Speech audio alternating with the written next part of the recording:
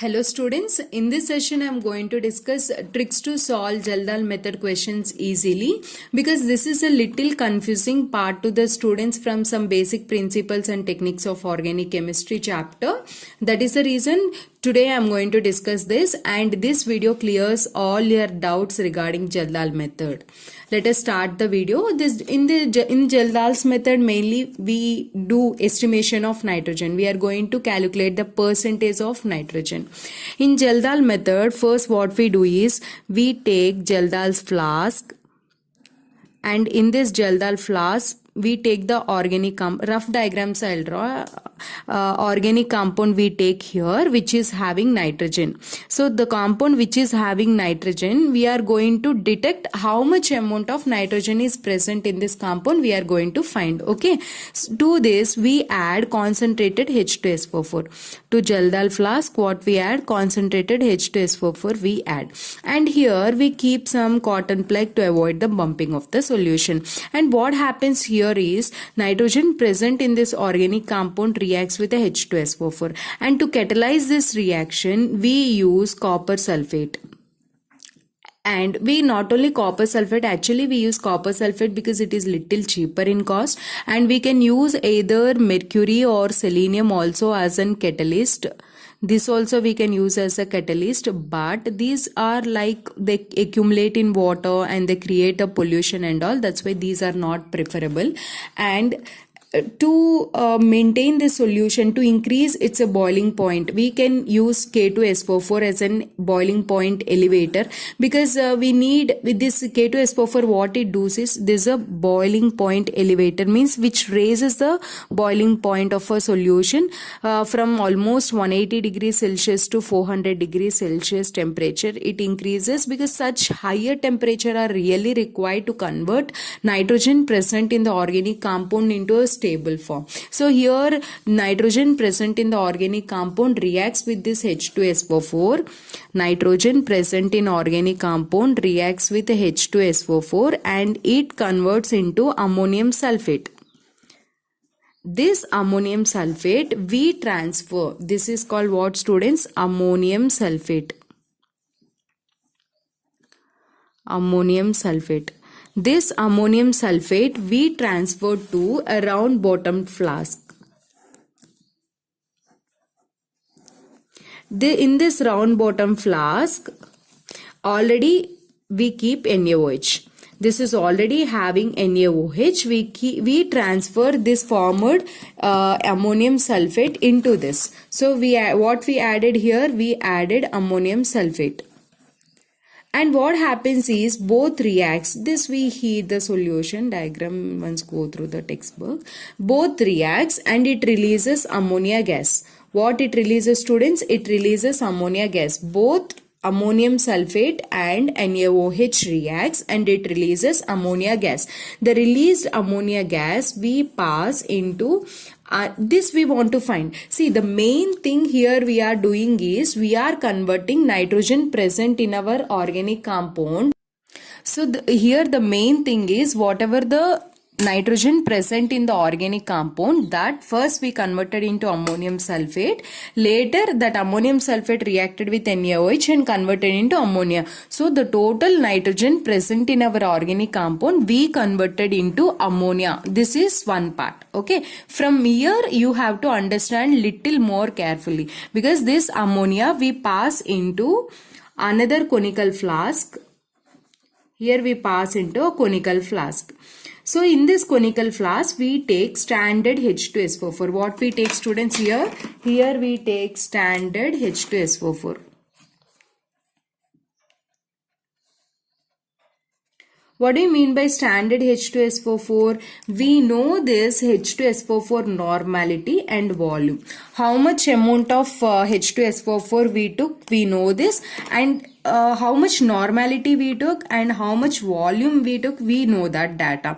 This is a standard H2SO4. Here whatever the ammonia released here, that reacts with this H2SO4, but how much it is released and how much it is reacted, we don't know, but we want to find. If we find only, we can come to know how much amount of ammonia is released. So here total volume we know, and from total volume of H2SO4, listen carefully, some amount of H2SO4 is reacted with ammonia and some H2SO4 is left. So some H2SO4, some volume of H2SO4 is left.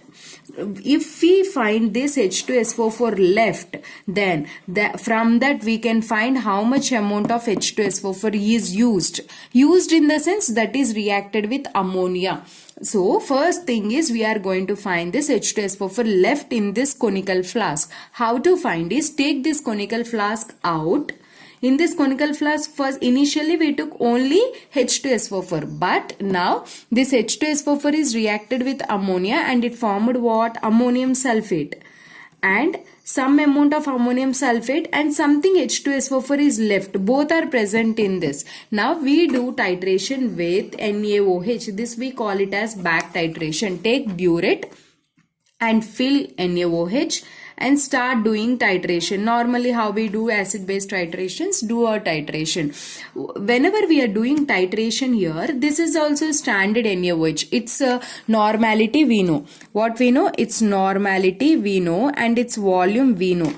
Its normality we know and its volume we know. And here H2SO4 normality, this is a standard H2SO4, so its normality we know, but its volume we don't know. Its volume, what we know, the total volume of H2SO4, but we don't know the volume of H2SO4 which is left. So use a formula N1V1 equal to N2V2, because equivalence of NaOH is reacting is equal to equivalence of H2SO4. Both are equal. So N1V1 equal to N2V2 is the formula. See students, again I will repeat one more time. N1V1 equal to N2V2. This is for what? This is the data for H2SO4 which is left in the conical flask. This is a volume. This is the equivalence of NaOH which is reacting with the left H2SO4.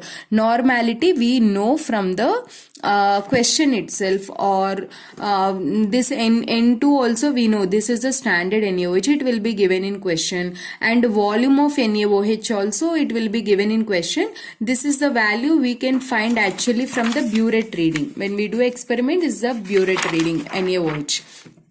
By using this data we are going to find V1. How to, what is V1 students here? V1 is the volume of H2SO4 left which is not reacted with ammonia. This is important. Okay, now we know total volume. Let us say total volume of H2SO4 is V. Total volume. From this total volume, if you subtract this volume of H2SO4 V1, then we can find the volume, let us say is V dash of, this is the volume of H2SO4 used. See here what we are doing. From the conical flask, this is a conical flask. In this conical flask, total H2SO4, from this total H2SO4 something is left. If you subtract that something, we can find how much amount of H2SO4 reacted with ammonia. So here volume of H2SO4 used, we can find it. Okay, this volume of H2SO4 used, for what it is used? It is reacted with ammonia. So use the formula milli equivalence of H2SO4, or equivalence of H2SO4 is equal to equivalence of ammonia, because both are reacting. Relate these two. What do you mean by equivalence or milli equivalence? See students, normality equal to number of gram equivalents dissolved in 1 liter, or in milliliter means into 1000. So equivalent is equal to what? Equivalent is equal to normality into volume by 1000 is the formula. This is the value, substitute here. Normality into volume by 1000. which is equal to equivalent of ammonia. For ammonia also we can take the same formula, but normality and all we don't know for the released ammonia, that's why we cannot use this. But what we can use, what is mean by equivalence? Equivalence is nothing but weight of ammonia by here gram equivalent weight of ammonia. This is a formula, right? Weight by gram equivalent weight. In this place substitute that weight of ammonia by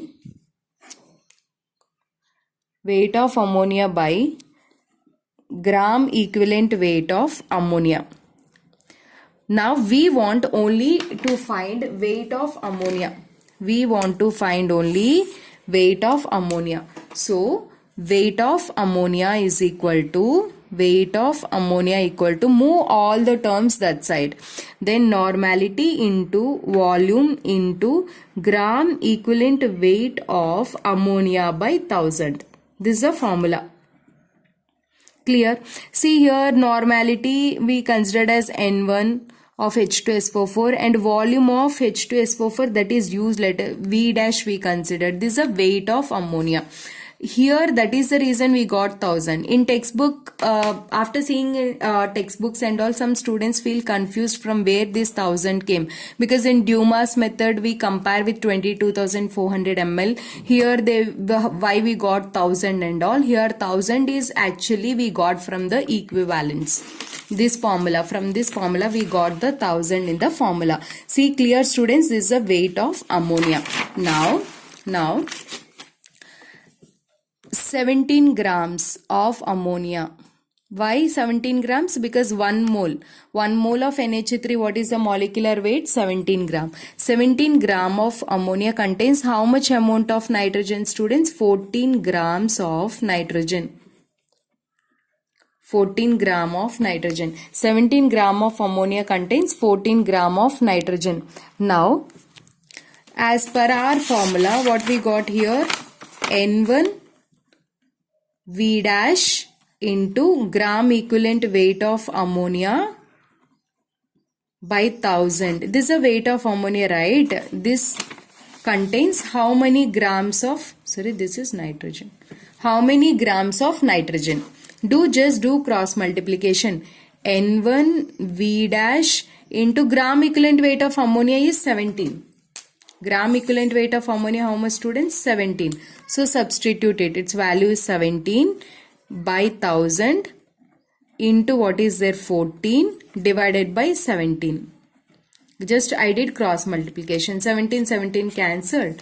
Then what I got here? N1 V dash into 14 by 1000. This is what? This is the form. This is the weight of nitrogen. Now calculate the percentage of nitrogen.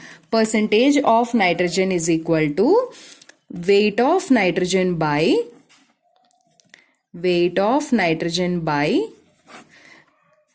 total weight of organic compound into 100. This is the formula. So weight of nitrogen, how much? N1 V dash into 14 by, let us say weight by 1000. What is the weight of organic compound? Let us say ZW into 100. Now 0 will be cancelled. Formula is 1.4 into N1 V dash by W is the percentage of nitrogen formula. What are the main, see here, what are the main terms here? N1. What is N1, students, here? Let us see, in this formula we have N1, V dash and W terms. What is N1 here, students? Normality of H2SO4. What is this? Normality of H2SO4. And V dash is, this will be given in question. V dash is volume of H2SO4 used. H2SO4 used. This is the most important thing. This is weight of organic compound. Weight of organic compound. So this is also will be given directly in the question. The most important part here is you need to find volume of H2SO4 used. Clear. Directly in question they will give volume of H2SO4, but you should not use that volume of H2SO4. Tricks. Let us see the trick. Directly you can use our formula. Trick number 1 is directly you can use this formula when there is no information about NaOH in the question. Clear. If something they are giving details about NaOH means it means that we are doing back titration. What we are doing? We are doing back titration, which means that some H2SO4 is left in the conical flask. That H2SO4 we are doing titration with NaOH. From that we are finding the volume of H2SO4 left. From the based on that we are going to find the ammonia, how much it is used. So NaOH data is there, means use the formula N1V1 equal to N2V2. By using this find the V1. So formula is N2V2 by N1 formula you use. This is for NaOH, this is for H2SO4. Find the V1. What is V1 students here? V1 is a volume of H2SO4 that is left. Once you know this, from total volume whatever given in question like 50 ml, 60 ml or 100 ml, subtract from this whatever the volume you will get here, then you will get V dash, volume of H2SO4 used. Directly substitute that volume of H2SO4 in the formula. That's it, you will get your answer. And one more thing is normality and molarity conversion. They give molarity in the question, but always you need to convert into normality. For HCl, normality and molarity are same, but for H2SO4 and all it is different. Why? Because the formula is normality equal to small n into molarity. Number of replaceable hydrogens is 1. Basicity of this acid is 1. For this it is 2. So substitute this 2 here and we multiply with the molarity, then only you can get your normality. In next video I am going to solve the questions based on this. Try these questions. Try this. In next video I am going to solve each and every question. Click on pause, copy and try to solve these questions.